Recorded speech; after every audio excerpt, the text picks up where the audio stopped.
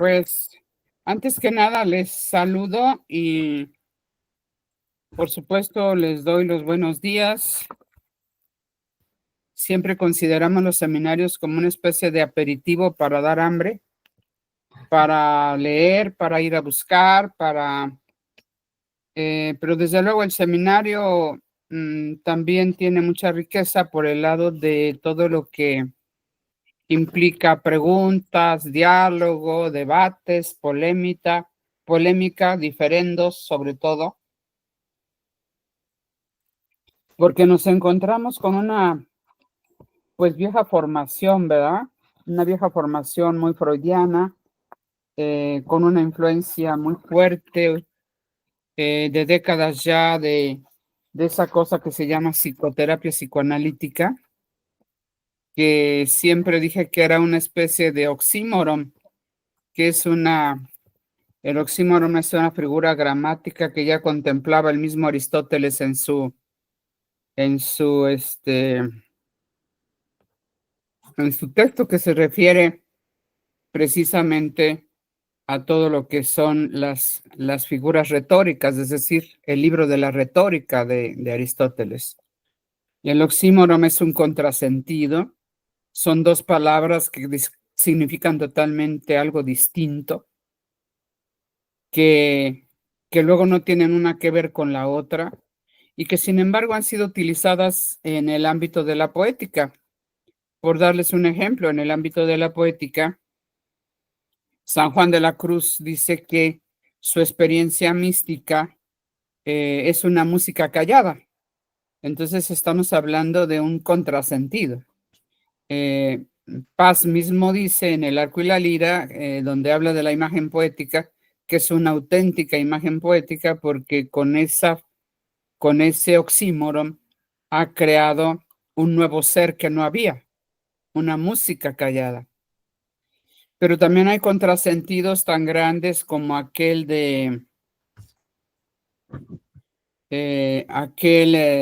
pues, de aquella novela famosa de un narcotraficante, ¿no? El Padrino, donde aparece un oxímoron tremendo, donde el autor nada menos que agrega ahí un oxímoron donde dice que estos criminales eran elegantes asesinos. ¿Ah? Este es un oxímoron tremendo.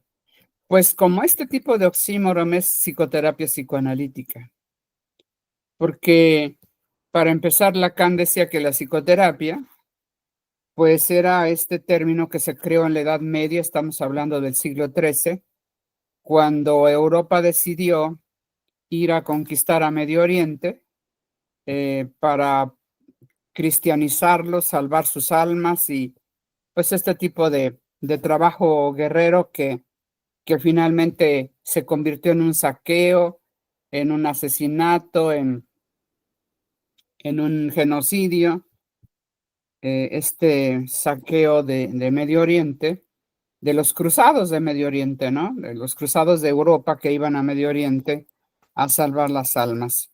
A estos cruzados que iban a salvar las almas herejes, dígase, los musulmanes y todo esto que está sucediendo también hoy en día, pues resulta de que a estos cruzados se les decía psicoterapeutas.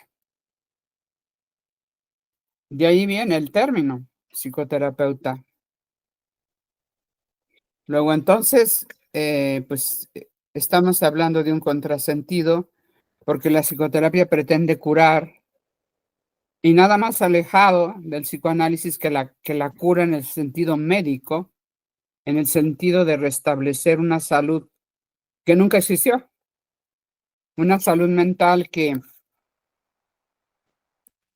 cuando nos hacen cuando nos dan una constancia en salubridad de que estamos sanos física y mentalmente, quizá lo que más nos bota de la risa es la salud mental nuestra, ¿no?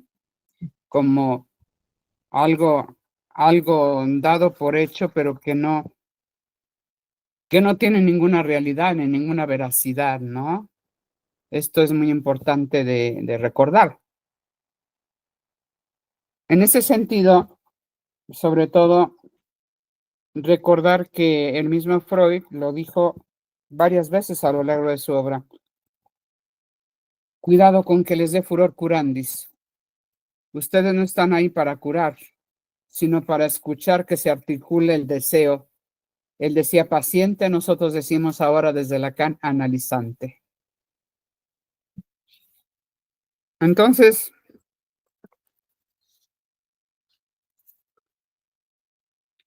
dicho esto, vamos a partir precisamente de este parteaguas, donde tenemos que deslindar todas las psicoterapias, las psicologías, todo lo que pretenda sanar, curar, porque finalmente, pues, lo que pudiera llamarse, entre comillas, nuestra enfermedad es el lenguaje. Estamos enfermos del lenguaje. Y del lenguaje nunca nos vamos a deshacer. El lenguaje nos atraviesa, el lenguaje está antes de que llegamos al mundo. No lo hacemos, no lo creamos. El lenguaje está ya ahí cuando llegamos. Y este lenguaje, pues es un lenguaje que finalmente hace una especie como de código, como si llegáramos al mundo y fuésemos una computadora que nos han formateado y nos han metido una especie de chip donde todo ese formateo tiene que ver con todo el discurso de desde bisabuelos, abuelos, madre, padre, etcétera, ¿no? Lo que es la lengua materna. Ajá. ¿Qué es lo que pasa en análisis finalmente cuando alguien entra en análisis? Esperamos que después de decir todo lo que dice y darse cuenta que lo que dice es lo que dijo el otro, lo que dijeron los otros, de nosotros mismos, todo ese discurso que llamamos inconsciente. El inconsciente es el discurso del otro, el inconsciente es el deseo del otro,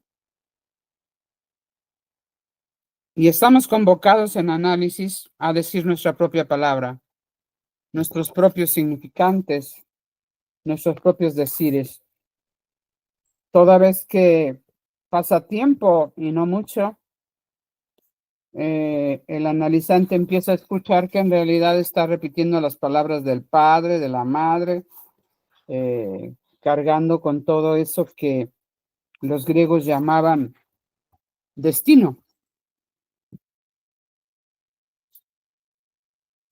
Esa carga que en el dicho mexicano dice, todo bebé viene con una torta al hombro, ¿no? Al brazo, ¿no?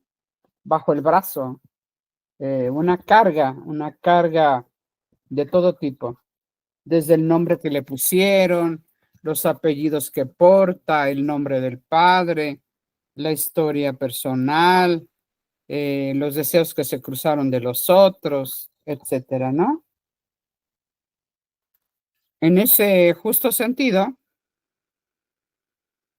es que estamos convocados a, en análisis, a decir nuestro propio decir,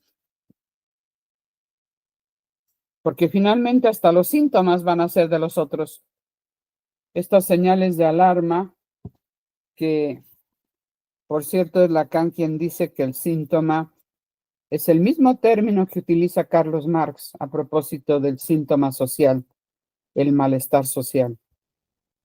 Síntoma como señal de alarma. Y en su raíz latina, síntoma es sin, con y toma, corte. Podríamos traducir sin, toma, literalmente como con corte. Es decir, que el síntoma es lo que corta. Corta la continuidad de nuestro pensamiento, corta la continuidad de nuestro cuerpo, algo duele allí, algo perturba allí, sea porque, como en el caso de la histeria, que se parece, que tiene la misma estructura, el mismo fantasma, eso lo veríamos mucho después. La histeria tiene el mismo fantasma que la esquizofrenia. Es el tormento del lenguaje sobre el cuerpo, el chorro del lenguaje sobre el cuerpo, torturando al cuerpo. O lo dice Lacan en unos términos muy elegantes, la cizalla del lenguaje en el cuerpo. A diferencia de la neurosis obsesiva, el neurótico obsesivo, que tiene un fantasma equivalente al del paranoico, ahí hablaríamos de la cizalla del lenguaje en el pensamiento, el tormento del lenguaje en el pensamiento, ese chorro de lenguaje que no termina de rumiar el obsesivo, que le da vuelta a un pensamiento que no le permite actuar, que no le permite acceder a su deseo. Y en el caso del paranoico, ese chorro de lenguaje que se convierte pues en el delirio. No veríamos en este momento estructuras clínicas, estructuras subjetivas, pero esto nos permite y le permitió de alguna manera a Freud, y puntualizado, por supuesto, por Lacan, por eso le puse por título a este modesto seminario, le puse en la clínica de Lacan a Freud, para estarlo viendo retrospectivamente, qué aporta Lacan, qué renova, qué renueva, qué cambios hay, qué nuevas perspectivas, ¿no? Y en ese sentido es que todas las estructuras y todas las sintomatologías son discursos, ¿no?